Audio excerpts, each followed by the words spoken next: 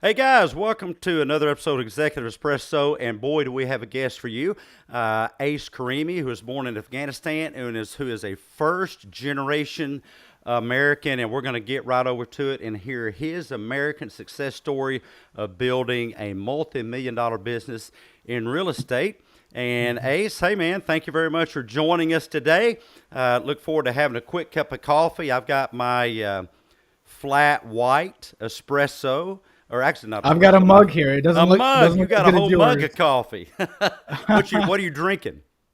I'm drinking actually some new Italian beans I got, man. I've been Oh, getting into new forms of coffee, so I like to taste from different nationalities, see where the different flavors come from. that's awesome. That's awesome. I love Mm, experimenting with different coffees. Well, we have a whole jam-packed 18 minutes ahead of us here. So tell us just your background, by the way, is in the show notes. You guys can go to YouTube and you can check that out. If you're on Twitter or Facebook or LinkedIn, it's not there, but it is in the YouTube show notes. Just hop over there. It's at Therapy Bites, and you can find that. But give us a little bit of your backstory. Great, man. Sometimes you don't even know where to begin, but so initially I came to this country when I was about 5 years old. I was born in Afghanistan in a city called Mazar Sharif. Beautiful city. I went and visited about 15 years ago when I was in high school. Great experience, great hospitality. It was just nice to be there with my people. And then, when I was younger, my parents and my family, we fled as refugees to America. There was a lot of war going on. It was very dangerous. And my father had to leave everything behind. He left all his family behind, his brothers, sisters, siblings. And then we came to America as immigrants, essentially. So for those first, few years growing up, we were in a co-op. We were in government housing, and it was just a bunch of us stuck in like one unit, all my family members. So it was a crazy experience. I still have those memories growing up. And then I had the blessing and the opportunity to grow up here in America. I went to school starting from like kindergarten all the way to 12th grade, got my diploma, went to college, got a degree.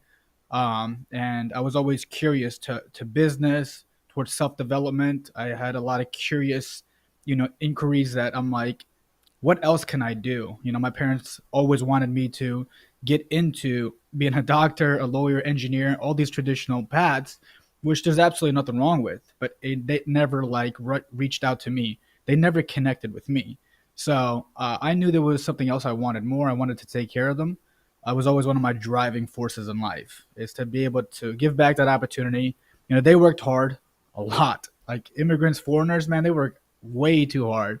14, 18-hour days just to like survive and put food on a You know, plate. I've been in other parts of the world, and they seem to have that perception of America. I had a gentleman on the streets of Thailand tell me he was making suits at 11 o'clock at night, and I said, "Man, how many hours do you work?" He said, "I work just like Americans. I work 16, 17 hours a day." And I said, "Man, you need to meet some different Americans." Um, you know, but because the ones I know don't work that long, but the very successful ones, yes, they work a lot. But and my hat off to your mom and dad. For you moms and dads out there, the best example of success your kids will ever get is you. Don't expect your kids to rise really just Mhm. beyond your level of success. You set the map, you set the blueprint, you set the standard for them. Um, but Ace, you describe yourself as a problem child, maybe every parent's worst nightmare. Tell us about that. What was that about, and how did you get out of that phase of your life? Man, that one was a real like puzzle for me for the longest time. From like first grade all the way to like I think 10th grade in school, I always got in trouble. Like every year, there wasn't a year that went by where the teacher either didn't move my desk away from everybody else's, where I didn't have some sort of detention or some sort of in school suspension. And I never really knew why I acted up. It really was something I never questioned, of course, as a kid, but maybe it was some sort of like attention validation seeking. Maybe it was like the instability that I had, growing up. Like it was just like, oh, my whole world changed. I grew up in a foreign country. Now I'm here. Like I didn't understand it. Plus, I'm living in a co-op with other people. It could have been You anything. really do. Kids Yeah. really do kind of replicate Hmm. um, out in life what they're going through at home, which is another reason you business owners that are parents in your seeking success as a business person, the more stable home you can have, the more predictable Hmm. of a home that you could have, then you're really engineering success for your kids. I used to tell my son when I set rules, I would set a rule and say, "Hey, this will never change. As sure as the sun rises in the east and sets in the west, this won't change." And he knew that when I said something, it was just going to be that way. So when you have instability in your home, kids, yeah, they tend to create instability in their life. But gosh, it's too bad we didn't go to school together. We could have been on suspension at the same time because your story seems very much like my story. I met Hmm. my wife on in school suspension, No washing the way. windows after I've done some naughty things in school. When you break into the public school buildings, the federal authorities seem to frown on that, and Yeah. so I got a slap on the wrist and became the janitor for a while along going to school. Tell us, what were some of the things that held you back, that you got over, and some things that you commonly find hold other people back? Well, do you mean like in life? Do you mean like internally? I Yeah, think that's what you're. that's a good question. Just when I Yeah. say that, let's go kind of Mhm. Freudian here, Yeah. word association kind of thing. When I say hold you back, what's the first thing that comes to your mind that holds That's you funny. back? That's funny because that's kind of how I like to clarify that question too when people ask me. So when I hear that question, the thing that holds people back the most is their own internal state. That's what I realized. Like when I was growing my business, I realized that whoa, until I started getting a hold of how I'm feeling, how I'm thinking, my energy, there's no way I'm going to be able to go and move forward and make progress in life. And I until I really, I mean, it was years went by until I was able to address it, and I realized I'm like, you know what, it's time to figure out what's going on here and actually look under that carpet, because there's a carpet that exists for everybody, and they're hiding everything under there, and they keep Ah, ignoring it, and they numb it, and they keep trying to avoid looking under it. It's like that monster in the closet, right? You can't ignore it forever, because once you ignore it forever, then it starts taking over your life.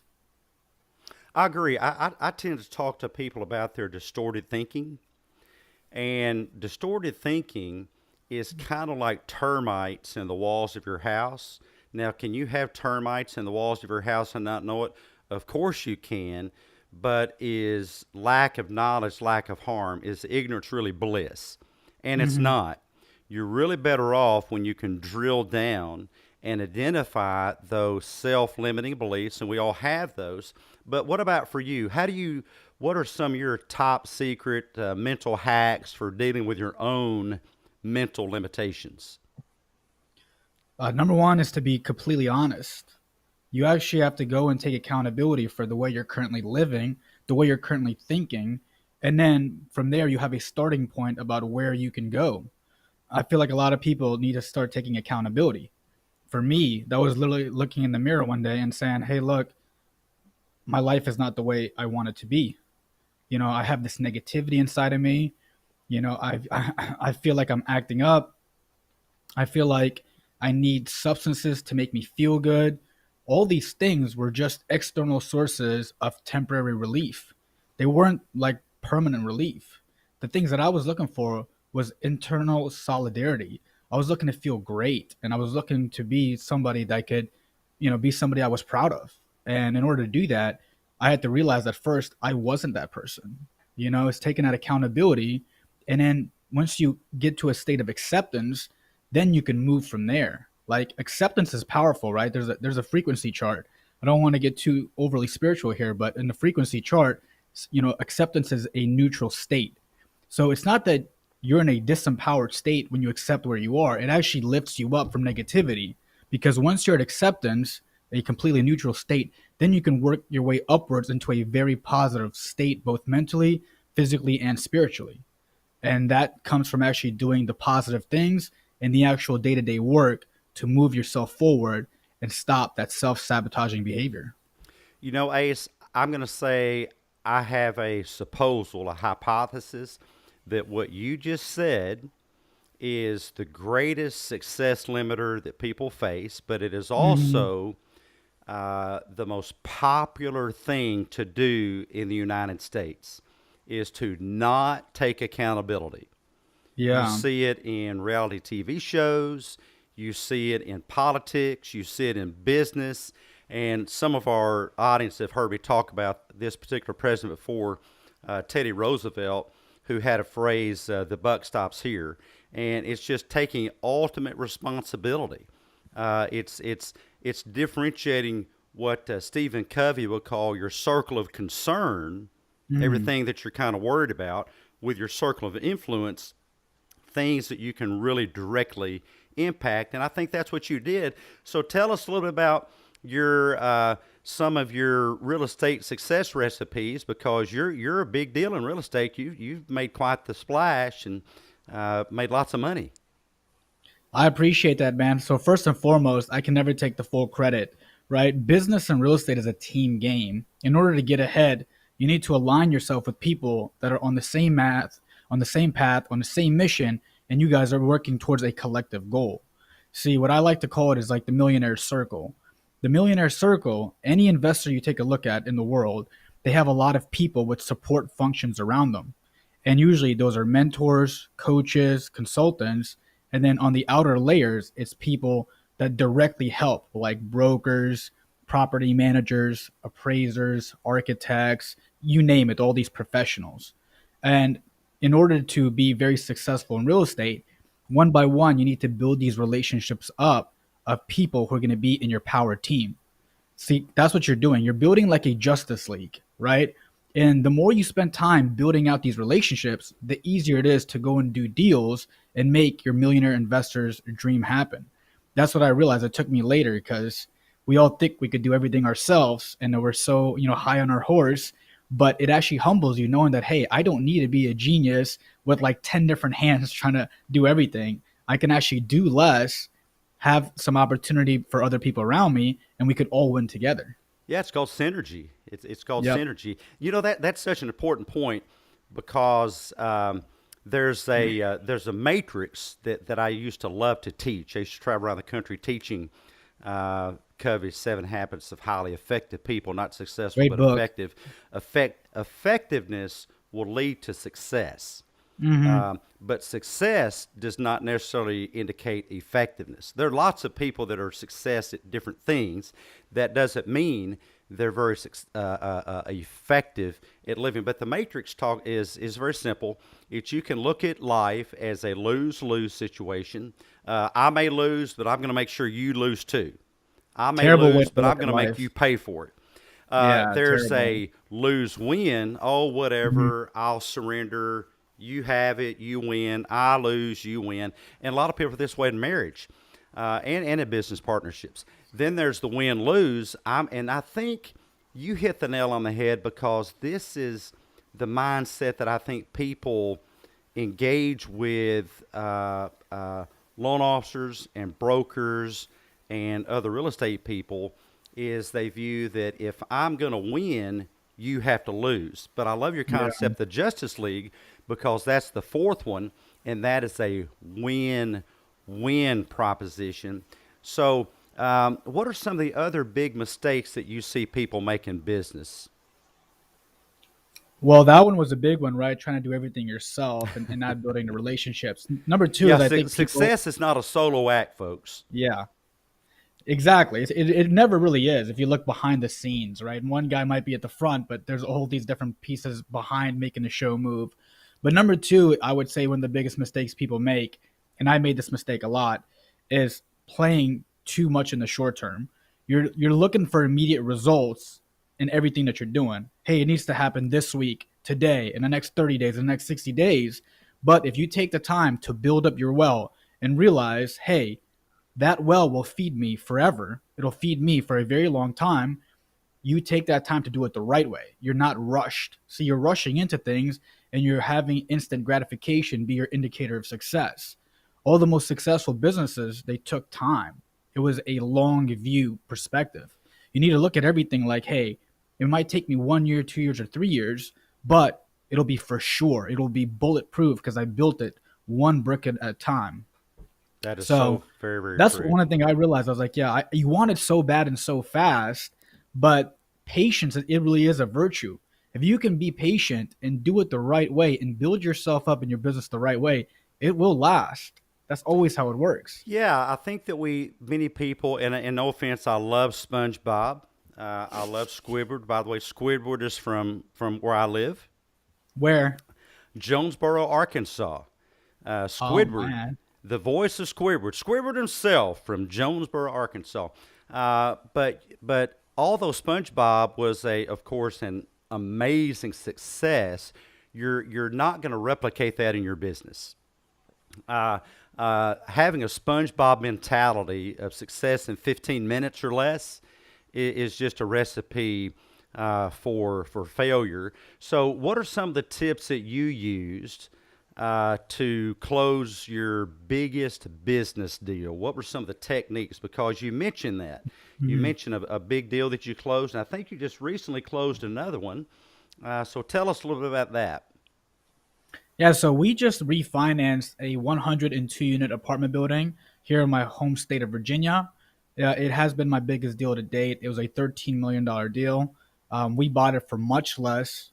We saw the opportunity to go in there, increase the value of the asset, right? We added new renovations, we added new windows, new siding, painted the whole place. We just upgraded all of the units of the property. And that's one of the things that real estate is when you want to increase the value and make a good return happen, like numbers wise, you need to actually make it a place people want to live. People are proud to live at. And in that way, you can get higher rents. And by getting more rents, your income property now generates more money. And the way commercial real estate works is the more money it generates, the more valuable it becomes. And so when we did that, I saw the actual full process of turning 100 unit complex. Like this was like the heaviest lift we've ever done Wow. because the last owner was like, I don't want to say he was a slumlord, but let's just say he did not put money into the property. They just, it was the same condition for like Yeah. 30 Well, years. I don't know if you know this, Ace, but that's actually one of Amazon's top strategies, and I think at the root of their success. And Steve Anderson, a former guest of Mm. mine on the show, um, wrote a book about Amazon. I recommend it to everybody. Steve Anderson's book, and he talks about a example of where Amazon views as a failure if Mm. you identify a problem before they do. Put yourself in your customer's shoes and hold yourself accountable for discovering problems that they don't know they have. And I think that's what you did is you put yourself in your customer's shoes. The other thing I want to point out, folks, listeners, is when Ace talked about his journey, the pronouns he used. Now, pronouns have gotten a lot of press. It seems evidently we have a pronoun problem in the States. But listen, here's your pronoun problem in business. It's really a problem that could only be fixed by an optometrist. And the problem is an I problem. Ace Mm. never said I, he said we. We did this and we did that and we fixed this problem. So he really comes at his business with a team mindset. And that's what I encourage you folks to do. We're about out of time here, so leave us with some parting wisdom. Parting wisdom. My biggest thing for people is this, right? I've been in business and real estate for just under 7 years now. And we've grown to a portfolio of about $40 million to date and growing. Oftentimes people ask because, people I grew up with are like, how did you do that? And the thing is, when you just mentioned your last note there, Rob, it's not me. Like I can't take credit for everything, right? The more you ascend upwards in success and growth, the more you realize how much other people are involved. And one of the most important people that you can have in your life is actually a mentor, right? I've actually had over 8 different mentors in my life over the last 6 years. Each one of those guys I paid a lot of money for, and it was one of the best investments I made, right? People ask me, how do I get into real estate? I need to invest more into assets. I'm like, no, the first thing you need to invest in is yourself. Because the more you invest in yourself and bettering yourself and increasing your skills, increasing your mindset, getting around the right people, everything else becomes easier, right? As humans, our number one law that affects us the most is the law of exposure. Just by being around somebody, you become more like them. And this could be positive or negative. If you're around a drug addict, over time, you'll start picking up really bad habits. But if you're around a multimillionaire, several multimillionaires who are doing positive things in their life, who are out there serving the world, then you will be one of them too, just by mere exposure effect. So that's literally my secret to success. I tell people, like, I just keep hiring mentors. I keep putting that money into them because I know it's an investment into myself. And I've seen the craziest returns, like 10, 20 X's within a very short period of time. It's literally the secret, but people don't realize that they want a stock or they want a piece of real estate. It's like you can do that after, right? I to this date I invested multiple six figures in myself. If you're going to invest in business, first invest in yourself, and then Yeah. the rest will come. Well, how can folks reach out? This is in the show notes also, but how can folks get in touch with you to hear and learn more? Yeah, so I'm on social media. You can add me on Facebook, LinkedIn, Ace Karimi. And I'm primarily on Instagram at ace.invest. Very simple, at ace.invest. And you're welcome to reach out, ask questions. I'm here to help and point the right direction if you have any questions. And he has some loads of free content, and you can DM him for some free training videos, I believe, and some more of his real estate success secrets. Thank you guys for joining us. Catch us next time on Executive Espresso, Caffeinated Conversation with Dr. Heath. You guys go out there and have a great day. Thank you, Dr. Heath.